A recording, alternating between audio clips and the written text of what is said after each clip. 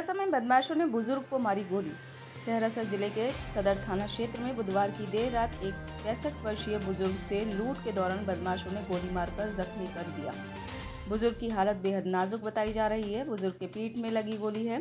घटना की सूचना मिलते ही 112 नंबर की गश्ती पुलिस घटनास्थल पर पहुंचकर जख्मी बुजुर्ग को सदर अस्पताल पहुंचाया, जहां डॉक्टर ने बेहतर इलाज के लिए रेफर कर दिया। युवक ने दो बुजुर्गों की लोहे की रॉड से पीटकर की हत्या। भागलपुर जिले में नेशनल हाईवे 80 पर मंगलवार को एक युवक ने दो बुजुर्गों की ईंट, लोहे की रॉड और जंजीर से पीट कर हत्या कर दी। NH 80 पर करीब आधे घंटे तक आरोपी मोहम्मद आजाद ने दोनों पर हमले करता रहा। हमले में एक शख्स की मौके पर ही मौत हो गई, जबकि आरोपी ने पीट कर महिला को अधमरा कर दिया था। इलाज के दौरान महिला की भी मौत हो गई। मौत के बाद आरोपी ने शव को करीब 500 मीटर तक सड़क पर घसीटा। मामला औद्योगिक थाना क्षेत्र की रानी तालाब का है। बीजेपी विधायक की आपत्तिजनक तस्वीरें वायरल। नरकटियागंज में से बीजेपी की विधायक रश्मि वर्मा की कुछ आपत्तिजनक तस्वीरें सोशल मीडिया पर वायरल हो रही हैं। बीते बुधवार 16 अगस्त को तस्वीर वायरल होने का मामला सामने आया है। फोटो वायरल होने के बाद जिले में अलग अलग तरह की चर्चा हो रही है। कहा जा रहा है कि महिला विधायक के साथ जो शख्स दिख रहा है वो रश्मि वर्मा के साथ में ही रहता है। पुजारियों को सैलरी देने वाली पहली गवर्नमेंट होगी दिल्ली सरकार।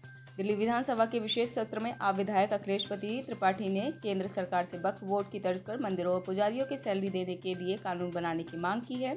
आप विधायक ने कहा, जब बीजेपी केजरीवाल सरकार की कल्याणकारी योजनाओं से घबराती है तो आरोप लगाती है कि पुजारियों को सैलरी क्यों नहीं मिलती। उन्हें बिल्कुल सैलरी मिलनी चाहिए, लेकिन जिस तरह वक्फ बोर्ड का एक्ट बनाया गया है उसी तरह एक्ट मंदिरों और पुजारियों के लिए बनाया जाए। मोदी तेरे राज में मणिपुर जल गया आग में।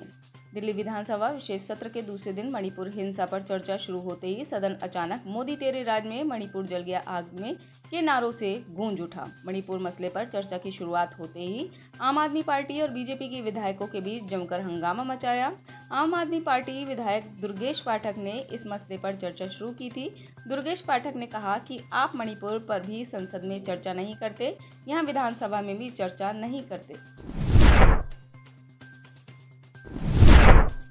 बंद होने के कगार पर है दिल्ली के 2 अस्पताल।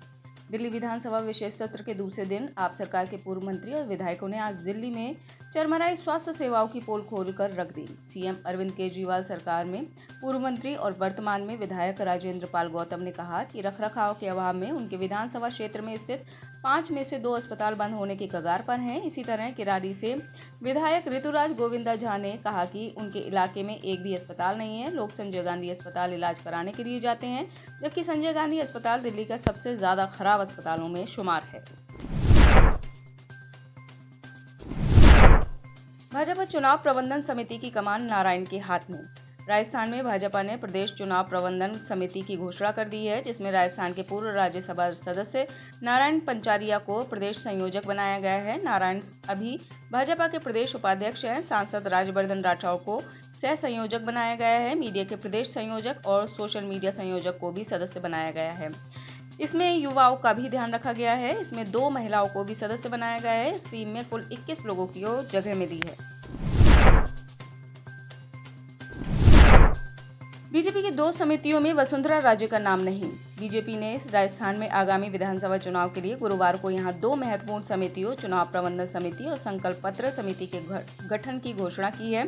इन दोनों ही समितियों में पूर्व मुख्यमंत्री और पार्टी की राष्ट्रीय उपाध्यक्ष वसुंधरा राजे का नाम शामिल नहीं है। राजे की भूमिका के बारे में पूछे गए प्रश्न को प्रदेश प्रभारी अरुण सिंह ने यह कहते हुए टाल दिया कि बाकी सभी वरिष्ठ नेता प्रचार करेंगे। बता दें कि 2018 में बीजेपी की राजस्थान गौरव संकल्प समिति में भी वसुंधरा राजे का नाम नहीं था। गवर्नर सीएम के बीच छिड़ी जुबानी जंग। पंजाब के मुख्यमंत्री भगवंत मान और राज्यपाल बनवारी लाल पुरोहित के बीच चल रही जुबानी जंग खत्म होने का नाम नहीं ले रही है। दोनों की तरफ से लगातार एक दूसरे पर तंज कसे जा रहे हैं। 77वें स्वतंत्रता दिवस के अवसर पर भी कुछ ऐसा ही हुआ। सीएम मान राज्यपाल पुरोहित द्वारा आयोजित औपचारिक एट होम स्वागत समारोह में नहीं पहुंचे, तो इस पर चुटकी लेते हुए राज्यपाल ने कहा कि मुख्यमंत्री ने एट होम समारोह में शामिल नहीं होने का विकल्प चुना। उनका निर्णय उनकी अपनी समझ के अनुरूप है। मुख्यमंत्री ने शायद इस कार्यक्रम को छोड़ने का फैसला किया, शायद वह राजभवन के बाहर रखे गए औपचारिक तोपों से डरते हैं। आप कांग्रेस की तस्वीर नहीं हुई साफ। लोकसभा चुनाव 2024 से पहले गठबंधन को लेकर आम आदमी पार्टी और कांग्रेस के बीच बड़ी तनातनी का असर इस साल होने वाले 3 राज्यों के विधानसभा चुनाव पर भी पड़ सकता है। 2 राज्यों क्रमशः छत्तीसगढ़ और राजस्थान में जहां कांग्रेस की सरकार है, तो वहीं मध्य प्रदेश में भारतीय जनता पार्टी सत्तारूढ़ है। इसके अलावा लोकसभा चुनाव के वक्त दिल्ली, गुजरात, हिमाचल, हरियाणा और पंजाब में भी असर पड़ने के आसार हैं। लोकसभा चुनाव के नज़रिए से देखें तो कुल 8 राज्यों पर असर पड़ सकता है, जिसमें एमपी, राजस्थान, छत्तीसगढ़, गुजरात, हिमाचल, हरियाणा, पंजाब और दिल्ली मुख्य हैं। संजय राउत ने किया अटल बिहारी वाजपेयी का जिक्र। प्रधानमंत्री नरेंद्र मोदी ने स्वतंत्रता दिवस पर लाल किले से भाषण दिया था, जिसमें उन्होंने दावा किया था कि इस बार मैं फिर आऊंगा। पीएम मोदी की इस घोषणा का सत्ताधारियों ने स्वागत किया है। विपक्ष ने मोदी की इस घोषणा पर निशाना साधा। उद्धव ठाकरे गुट के नेता संजय राउत ने भी अब प्रधानमंत्री नरेंद्र मोदी के इस बयान पर प्रतिक्रिया दी है। संजय राउत ने मोदी के ऐलान पर कहा, वाजपेयी ने कहा था इंडिया शाइनिंग, लेकिन शाइनिंग नहीं हुई। अजित को शरद पवार ने दी बड़ी चेतावनी। एनसीपी अध्यक्ष शरद पवार ने अजित पवार गुट को उनकी तस्वीरों का इस्तेमाल करने के खिलाफ चेतावनी दी है। शरद पवार ने चेतावनी दी है कि अगर अजित समूह ने अपने बैनरों और होर्डिंग्स पर उनकी तस्वीर लगाना बंद नहीं किया तो वह अदालत जाएंगे। वहीं चुनाव आयोग ने एनसीपी के नाम और चुनाव चिन्ह के इस्तेमाल को लेकर शरद पवार और अजित पवार को जवाब दाखिल करने के लिए 3 हफ्ते का समय और दिया है। छत्तीसगढ़ की बहनों ने सैनिकों के लिए भेजी राखी। देश की सीमाओं पर तैनात हमारे जवानों के लिए इस साल राखी का त्यौहार बहुत खास होने वाला है। इस साल भाई बहन के प्रेम का त्यौहार रक्षाबंधन में जवानों की कलाई सूनी नहीं रहेगी। इसके लिए छत्तीसगढ़ से एक बड़ी मुहिम की शुरुआत की गई है। राज्य की हजारों बहनों ने बॉर्डर में तैनात अपने अनजान भाइयों के लिए 11,11,111 राखियां भेजी हैं। इन राखियों को लेकर जाने का आर्मी के रिटायर्ड जवानों ने बीड़ा उठाया है। सीएम बघेल ने मत्स्य पालन को दिया बढ़ावा। छत्तीसगढ़ में इन दिनों लोग मछली पालन में ज्यादा रुचि ले रहे हैं। लोग सरकार की योजनाओं का भरपूर लाभ ले रहे हैं। दरअसल राज्य सरकार द्वारा मत्स्य पालन को कृषि का दर्जा दिए जाने से मछली पालकों को ब्याज मुक्त ऋण और अन्य सुविधाएं मिलने लगी हैं। इससे मछली पालन की लागत में कमी आई है और मछुआरों की आमदनी बढ़ी है।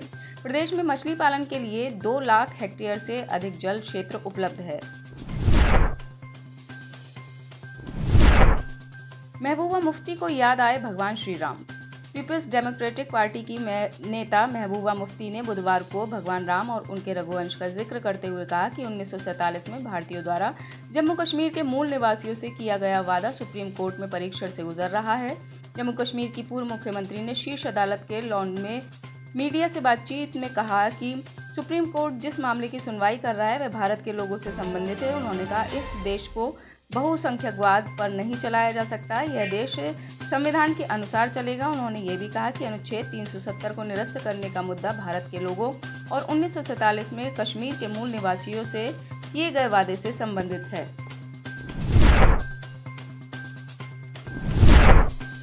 चर्चों पर हमले और तोड़फोड़ पर बोले मंत्री। पाकिस्तान के फैसलाबाद में कथित ईश निंदा को लेकर ईसाइयों को निशाना बनाकर किए गए दंगों में शामिल होने के आरोप में 100 से अधिक लोगों को गिरफ्तार किया गया। रात भर चली गश्तों के बाद ये गिरफ्तारियां हुई हैं। गौरतलब है कि बुधवार को जरावाला में गुस्साई भीड़ ने एक ईसाई बस्ती में तोड़फोड़ की और कई चर्चों को जला दिया। डॉन की रिपोर्ट के अनुसार मौजूदा हालात को देखते हुए जिला प्रशासन ने क्षेत्र में 7 दिनों के लिए धारा 144 लागू कर दी है। इसके साथ ही पाकिस्तान में सुरक्षा हाई अलर्ट पर है। नेपाल सरकार ने भारत से मांगी मदद। नेपाल सरकार ने आगामी त्योहारी मौसम में खाद्य वस्तुओं की किसी भी संभावित कमी की स्थिति से निपटने के लिए एहतियाती तौर पर भारत से धान, चावल और चीनी की आपूर्ति को सुविधाजनक बनाने का अनुरोध किया है। नेपाल के वाणिज्य और आपूर्ति मंत्रालय में संयुक्त सचिव रामचंद्र तिवारी ने कहा कि पिछले सप्ताह विदेश मंत्रालय के माध्यम से भारतीय अधिकारियों से अनुरोध किया गया था। उन्होंने कहा, नेपाल ने भारत से 10 लाख टन धान, 1 लाख टन चावल और 50,000 टन चीनी उपलब्ध कराने का अनुरोध किया है। पाकिस्तान में खुद मुस्लिम सुरक्षित नहीं। पाकिस्तान के पंजाब प्रांत के फैसलाबाद शहर में जरानवाला इलाके में चर्चों में तोड़फोड़ और आगजनी के मामले पर पाकिस्तान के एक यूट्यूबर ने लाहौर के लोगों से बात की, जिसकी वीडियो भी सोशल मीडिया पर वायरल हो रही है। इस वीडियो में मोहम्मद शोहराब नामक एक शख्स का कहना है कि पाकिस्तान में लोगों को लॉ एंड ऑर्डर पर भरोसा नहीं रह गया है। इसके साथ ही शोहराब का मानना है कि अल्पसंख्यकों पर अत्याचार इसलिए भी बढ़ गए हैं क्योंकि सरकार ऐसे लोगों पर कोई कार्रवाई नहीं करती। वहीं एक अन्य पाकिस्तानी शख्स का कहना है कि पाकिस्तान के हालात बेहद खराब हैं। खुद यहां से मुसलमान देश छोड़कर जा रहे हैं, ऐसे में अल्पसंख्यकों को सुरक्षा सरकार कैसे दे। जर्मनी के फ्रैंकफर्ट एयरपोर्ट पर सैलाब। जर्मनी में भारी बारिश और तूफान तबाही मचाए हुए हैं। मूसलाधार बारिश के कारण कई जर्मन शहर जलमग्न हो चुके हैं, जिनकी तस्वीरें भी सोशल मीडिया पर वायरल हो रही हैं। कुछ ऐसा ही हाल है जर्मनी के फ्रैंकफर्ट शहर का, जहां भारी बारिश और तूफान के कारण बाढ़ जैसी स्थिति उत्पन्न हो गई है। सोशल मीडिया पर साझा किए गए वीडियो में यहां का फ्रैंकफर्ट हवाई अड्डा पूरी तरह से पानी में डूबा हुआ दिखाई दे रहा है।